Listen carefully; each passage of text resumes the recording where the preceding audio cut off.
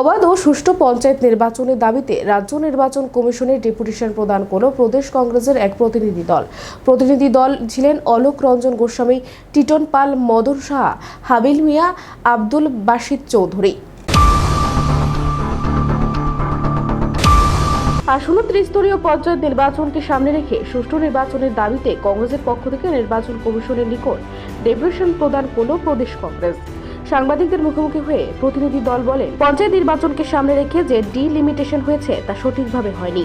পাশাপাশি খসড়া ভোটে তালিকাতেও রয়েছে অনিয়ম। এই ব্যাপারে ইতিমধ্যে বিভিন্ন জেলা শাসকদের সঙ্গে প্রদেশ কংগ্রেস কমিটি দেখা করেছে এবং অভিযোগ জানিয়েছে। রাজ্য নির্বাচন কমিশনের নিকট দাবি থাকবে প্রার্থীরা যেন বিনা বাধায় মনোনয়নপত্র জমা দিতে পারে।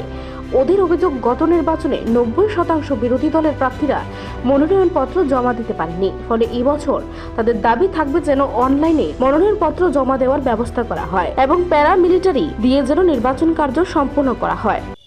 আমরা ত্রিপুরা প্রদেশ কংগ্রেসের পক্ষ থেকে নির্বাচন কমিশনারের কাছে যাচ্ছি। আমরা একটা টিম, আমাদের দাবি পঞ্চায়েত নির্বাচনে এখন পর্যন্ত যে ডিলিমিটেশন হয়েছে, ডিলিমিটেশনটাও মানে সঠিকভাবে হয়নি এবং পঞ্চায়েতের যে খসড়া ভোটার তালিকা প্রকাশিত হয়েছিল এটাতে প্রচণ্ড অনিয়ম।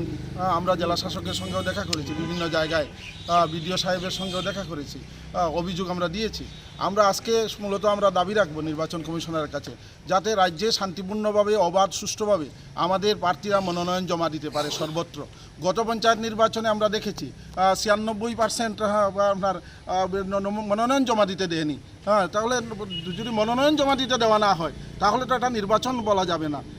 অবাধ সুষ্ঠু নির্বাচন করার জন্য আমরা প্রদেশ কংগ্রেস থেকে আজকে নির্বাচন কমিশনারের কাছে আমরা দাবি করব যাতে অনলাইনে মনোনয়ন জমা দেওয়ার ব্যবস্থা করা হয় এবং আমরা লক্ষ্য করেছি পশ্চিমবাংলায়ও প্যারামিলিটারি দিয়ে আপনার পঞ্চায়েত নির্বাচন হয়েছে। ত্রিপুরা রাজ্যেও যাতে প্যারামিলিটারি দিয়ে আপনার পঞ্চায়েত নির্বাচনটা করা হয়।